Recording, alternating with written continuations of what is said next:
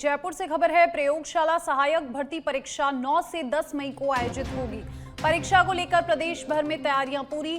करीब 9,02,000 अभ्यर्थी परीक्षा में होंगे शामिल और विज्ञान विषय के 5,25,000 उम्मीदवार देंगे परीक्षा गणित विषय के और 3,25,000 अभ्यर्थी गणित विषय में शामिल होंगे। राजस्थान के 38 जिलों में परीक्षा का आयोजन और परीक्षा केंद्रों पर सुरक्षा के कड़े इंतजाम किए गए हैं। अभ्यर्थियों को समय से पहले केंद्र पहुंचने की सलाह।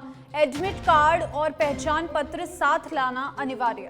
भर्ती परीक्षा को लेकर युवाओं में उत्साह बढ़ा हुआ है और तमाम विषयों के ऊपर अभ्यर्थी जो हैं वो परीक्षा में शामिल हो रहे हैं। गणित विषय के 3,25,000 अभ्यर्थी और राजस्थान के 38 जिलों में परीक्षा का आयोजन करवाया जा रहा है और परीक्षा केंद्रों पर पूरी सुरक्षा के कड़े इंतजाम किए गए हैं। अभ्यर्थियों को समय से पहले केंद्र पहुंचने की सलाह दी गई है और यहां पर परीक्षा का आयोजन, एडमिट कार्ड और पहचान पत्र साथ लाना अनिवार्य है।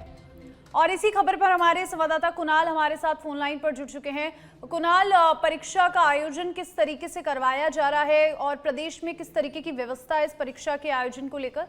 आपको बता दें कि जो प्रयोगशाला भर्ती 2025 है उसका आयोजन यहाँ पर करवाया जा रहा है। परीक्षा की जो तारीख है वो 9 और 10 मई को परीक्षा आयोजित होगी। परीक्षा के लिए जो पूरे प्रदेश भर में तैयारियां हैं वो यहाँ पर पूर्ण कर ली गई हैं। परीक्षा में 9 लाख से ज़्यादा जो अभ्यर्थी हैं वो उन्होंने रजिस्ट्रेशन करवाया परीक्षा देने के लिए। बता दें कि विज्ञान विषय में 5 लाख से ज़्यादा उम्मीदवार हैं, गणित में 3 लाख से ज़्यादा और राजस्थान के 38 जिलों में जो है परीक्षा का आयोजन यहाँ पर होना है। कड़े सुरक्षा के इंतजाम जो है यहाँ पर कर लिए गए हैं। एडमिट कार्ड के साथ जो अभ्यर्थी है उसको अपना पहचान पत्र लाना अनिवार्य यहाँ पर होगा और परीक्षा को लेकर क्योंकि उत्साह इसी बात से देखा जा सकता है कि 9 लाख से ज़्यादा जो अभ्यर्थी हैं वो यहाँ पर इसमें रजिस्टर्ड हुए हैं। इसके अलावा थोड़ी सी इसमें जो 9 मई को परीक्षा होनी है इसके लिए ज्योग्राफी की जो परीक्षा है उसमें भीलवाड़ा और ब्यावर में 4 जो परीक्षा केंद्र हैं उनमें थोड़ा सा बदलाव यहाँ पर किया गया है। शुक्रिया आपका कुणाल तमाम जानकारी के लिए।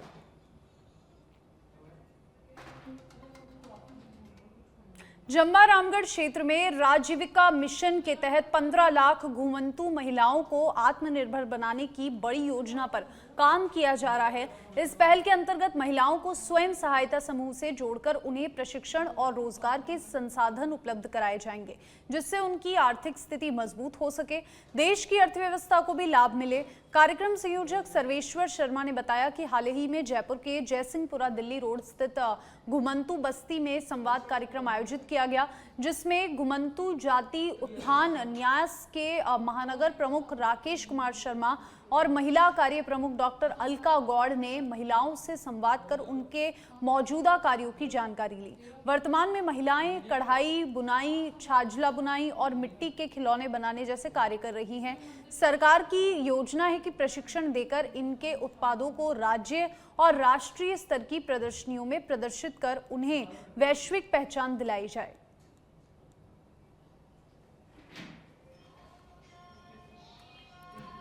और बांसवाड़ा के कुशलगढ़ कस्बे में थांदला रोड स्थित एक सूने मकान में चोरों ने तड़के चोरी कर करोड़ों रुपए के सोने चांदी के गहने और नकदी उड़ा ली।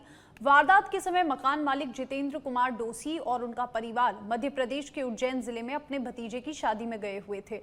पुलिस को मिली रिपोर्ट के अनुसार चोरों ने बुधवार सुबह 3 बजे से 4 बजे के बीच मकान को निशाना बनाया। 81 किलो चांदी और 232 ग्राम सोने के आभूषण चोरी कर लिए। पुलिस ने मामला दर्ज कर जांच शुरू कर दी है और सीसीटीवी फुटेज की पड़ताल की जा रही है।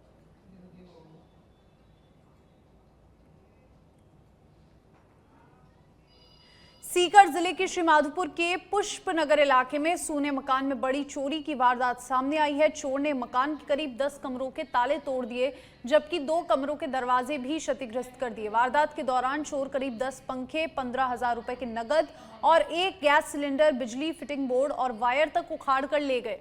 आसपास लगे सीसीटीवी कैमरों में एक युवक कट्टे में सामान भरकर ले जाता दिखाई दे रहा है। पुलिस ने मौके पर पहुंचकर जांच शुरू कर दी। और सीकर के श्री माधोपुर से ये खबर, जहां पर चोरों ने बनाया सूने मकान को निशाना। सीसीटीवी में कट्टे में सामान ले जाता एक युवक दिखाई दे रहा है और पुष्पनगर के सूने मकान में ये चोरी हुई और बड़ी चोरी को चोर ने अंजाम दिया। करीब 10 कमरों के ताले तोड़कर इस वारदात को अंजाम दिया गया। धौलपुर जिले के मनिया थाना क्षेत्र में मांग रोड स्थित ओवरब्रिज के नीचे बुधवार को सुबह एक 60 वर्षीय महिला की ट्रेन की चपेट में आने से दर्दनाक मौत हो गई। मृतका की पहचान फकीर मोहल्ला निवासी मदीना पत्नी मुन्ना फकीर के रूप में हुई है। जानकारी के अनुसार मदीना अपने पति मुन्ना, जो रेलवे लाइन के पास स्थित बूरा फैक्ट्री में चौकीदार है, उसको खाना देकर घर लौट रही थी और इसी दौरान रेलवे ट्रैक पार करते समय वे ट्रेन की चपेट में आ गई। मौके पर ही उसकी मौत हो गई। सूचना पर पहुंची मनिया थाना पुलिस ने शव को अस्पताल की मोर्चरी में रखवाकर पोस्टमार्टम के बाद परिजनों को सौंप दिया।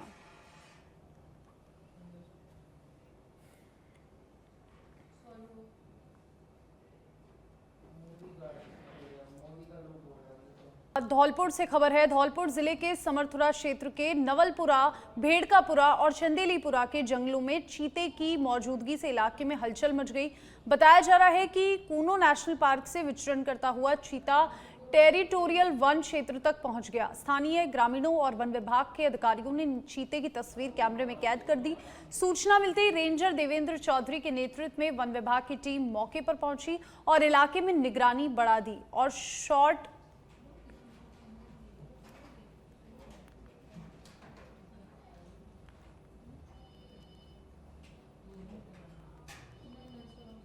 अलवर के गोविंदगढ़ थाने पर बुलेट बाइक से पटाखे फोड़ने को लेकर पुलिस की कार्रवाई के बाद जमकर बवाल हो गया। रात करीब 11 बजे बाइक सवार 2 युवकों को ग्रामीणों की शिकायत पर एएसआई ने रोकने की कोशिश की, जिसके बाद विवाद बढ़ गया।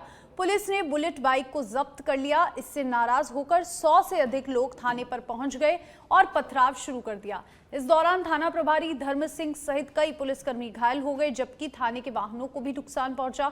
थाना प्रभारी के चेहरे पर चोट आई और उन्हें अस्पताल में 8 टांके लगाने पड़े। पथराव के साथ साथ लाठी डंडों से भी हमला किया गया। घटना की सूचना पर अतिरिक्त पुलिस अधीक्षक सहित भारी पुलिस बल मौके पर पहुंचा और करीब 1 दर्जन लोगों को हिरासत में लिया।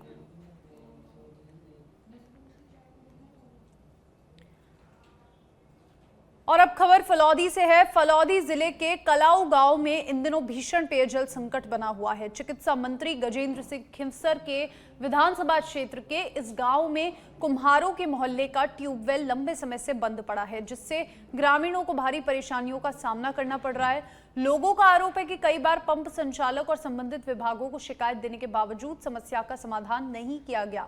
गर्मी के चलते हालात और गंभीर हो गए हैं तथा ग्रामीणों को दूर दराज से पानी लाना पड़ रहा है। सरपंच ने भी पंप संचालक पर लापरवाही का आरोप लगाते हुए कहा कि विभागीय अधिकारियों को कई बार अवगत कराया, लेकिन अब तक कोई ठोस कार्रवाई नहीं हुई। ग्रामीणों ने जल्द समाधान नहीं होने पर आंदोलन की चेतावनी दी है।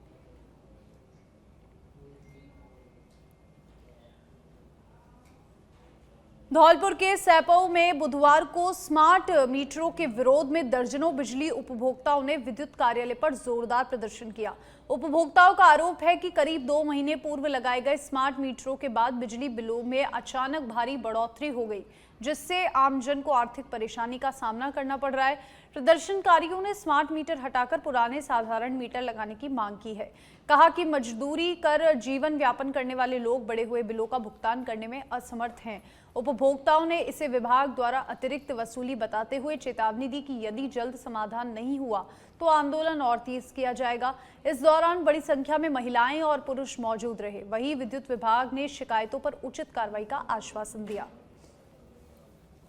किसान लोग 1-2 बीघा जमीन है, किससे ये इतना सारा पैसा भरेंगे? 10-10 हज़ार, 15-15 हज़ार, 22-22 हज़ार, 20-20 हज़ार रुपए का इतना सारा पैसा कहाँ से आएगा? किसान लोग हैं, क्या करें? गरीब लोगों को ये इतना सारा ही पैसा स्मार्ट मीटर का यही फायदा है। पहले हमारा सादा मीटर था तो इतना बिल नहीं आता था, लेकिन जो जब से स्मार्ट मीटर लगा है 2 महीने से इतना बिल आ रहा है। सर इतना पैसा कहाँ से लाए? किसान